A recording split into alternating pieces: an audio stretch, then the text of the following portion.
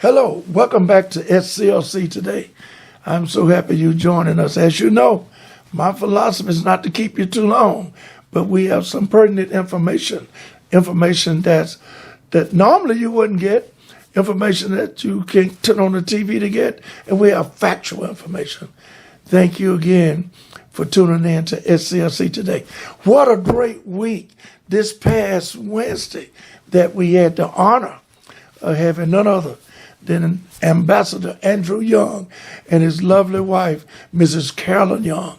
They had a celebratory lunch with us right here on Auburn Avenue with the Southern Christian Leadership Conference, with some of our veterans and staff, and some people just wanted to be in the presence of this great leader and his wife.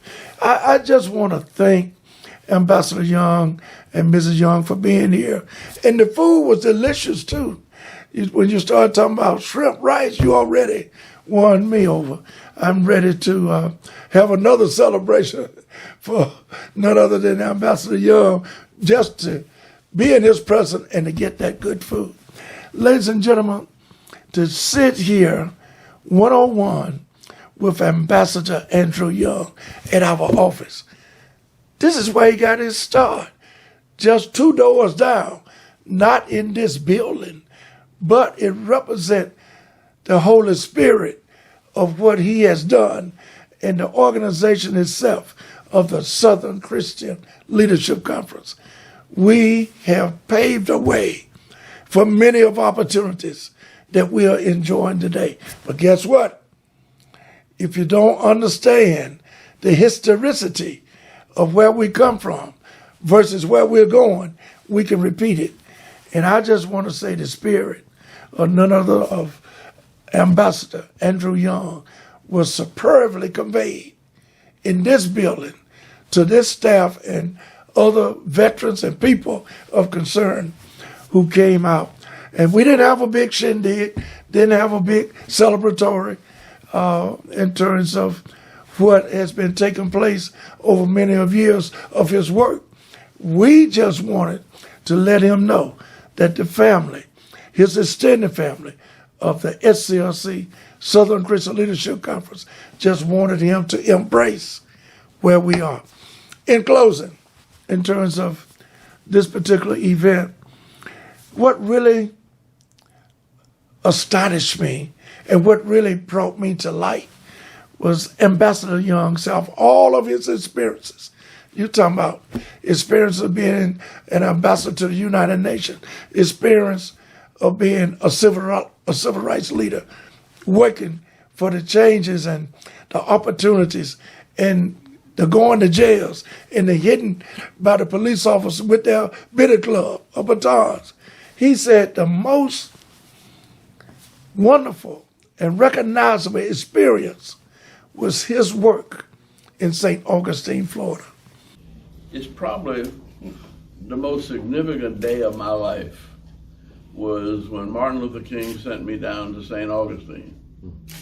And he sent me down there to stop the movement because the Congress was in session and they were going to try to break the filibuster the following week to pass the 1964 Civil Rights Act.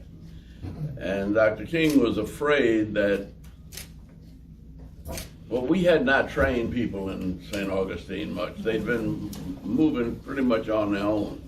And then Jose went down there and got them fired up even more. And so Martin said, Andy, you need to go down there and make sure that doesn't get out of hand.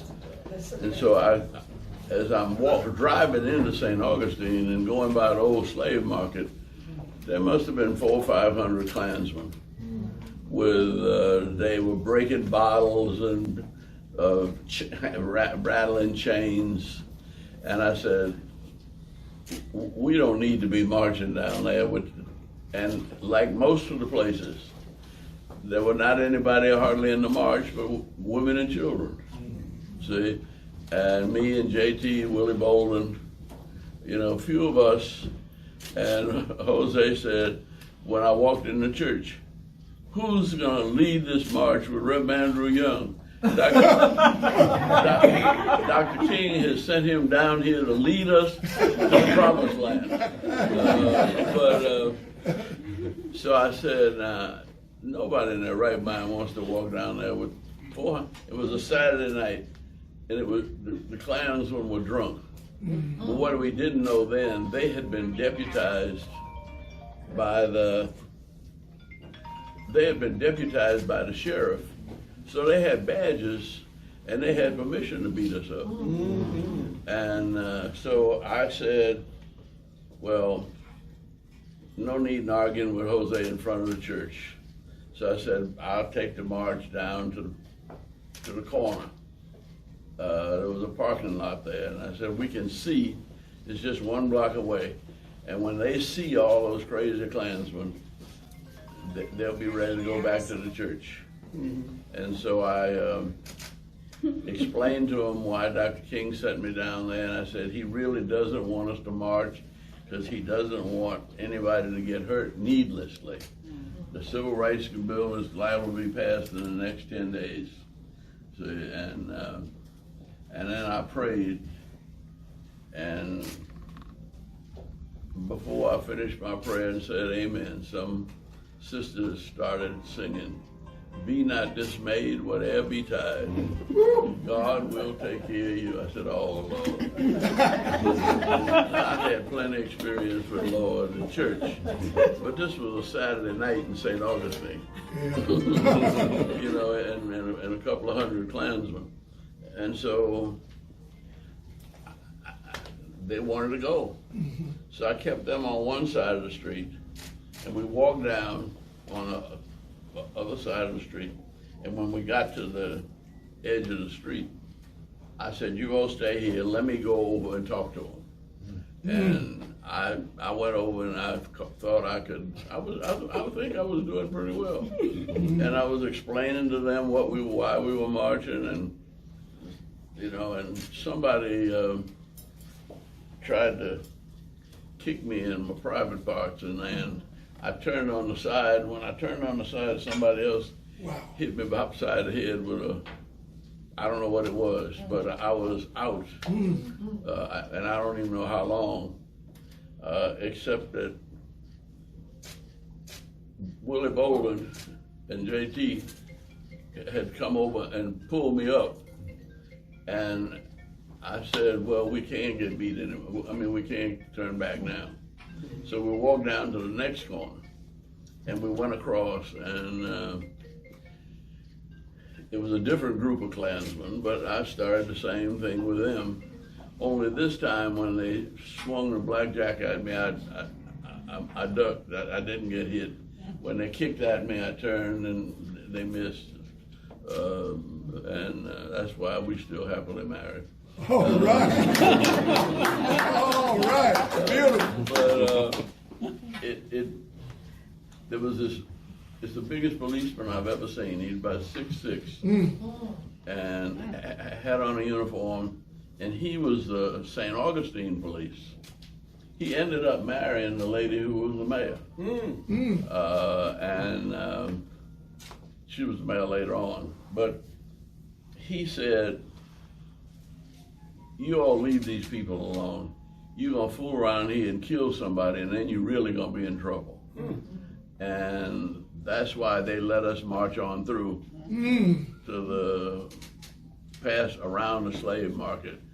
And somebody hollered, "Damn, them niggas got some nerve." And one of the good old sisters, because see, there was nothing but older women and young people. The men didn't show up. And so she said, "It's not nerve, son, it's faith." And we walked on through and went around. Now, they beat up everybody in the lake, and I mean in the river, ocean. Everywhere we demonstrated for the rest of the week. And then JT and his boys and Al Lingo jumped in the swimming pool. And all hell broke loose then. They put acid in. Yeah, they put the acid in the swimming pool. The man said that he wish he could find some alligators to put in there. But that Saturday, they adjourned the Congress to go home. And the Klan decided they were going to march down through Lincolnville in their robes. And we knew they had their guns and everything under the robes. And I didn't know what the people were going to do when they got them down in their community. But these same people that had been beat up for several months started singing, "I love everybody. I love everybody in my heart. I feel the love of Jesus. I feel the love of Jesus. I feel the love of Jesus in my heart." And that's why I love everybody. You can't make me doubt him because I know too much about him. I got the love of Jesus in my heart. And the contrast between them beating us at night as cowards and people welcoming them into the black community as brothers was so great that that Monday was the 4th of July. And it was the 2nd of July that the bill passed. And they passed the bill on the 2nd of July, and we had the 4th of July off. When we came back on the 5th of July, Martin and Ralph and them came back to the same place where they had been arrested too.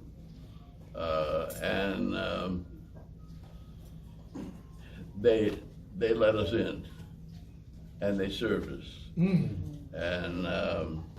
lady was pouring Dr. King a cup of coffee, and her hand was shaking. And she poured it over the rim into the saucer, and she said, no, excuse me, Dr. King, let me get you a no saucer. He said, no, sister, thank you. He said, "Thou preparest a table before me in the presence of mine enemies.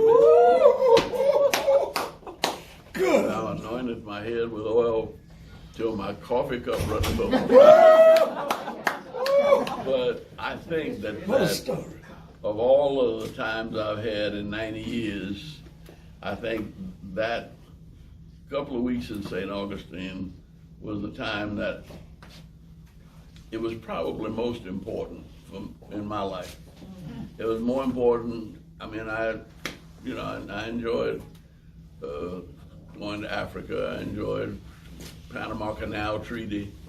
I enjoyed all of the things we were able to do as mayor, the Olympics and everything else. But nothing was more important to me than that weekend in St. Augustine.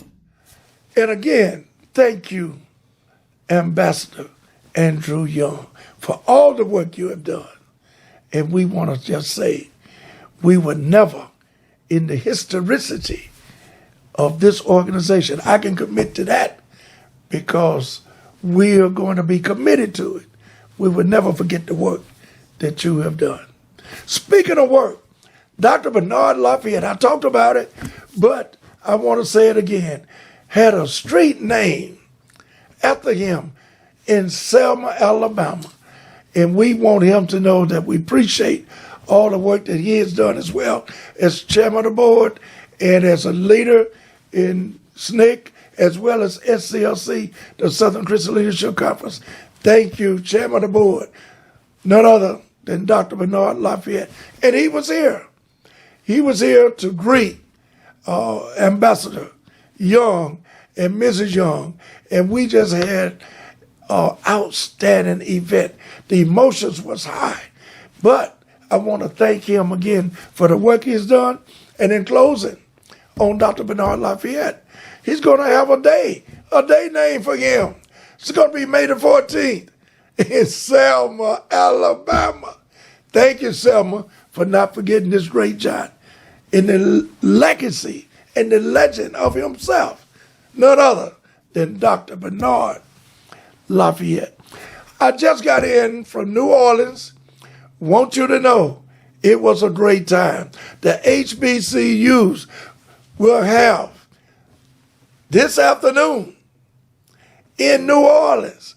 They will have none other than an all-star game between the HBCUs, 24 team members. And I met all of them, 12 on each team. And it would be on CBS. CBS. And I'm pretty sure it would be seen over and over again. But my stay in New Orleans, just fantastic. Spoke with the panelists, none other than my good friend, Attorney Ben Crump, and my good friend, Mary Davis, and all of the rest.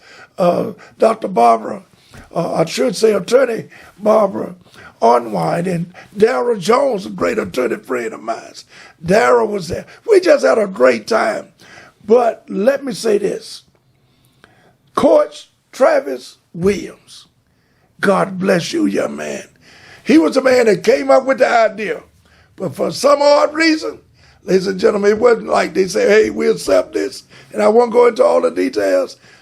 But that's why we were called by Attorney Miles Davis and none other than Attorney Ben Crump to be involved and to use our name and the organization name and to have a press conference to let the NCAA know that it was Travis Williams who had the idea. And I'll leave it like that because we are now collaborating and everything been worked out. God bless you. Have a great day, and we love you.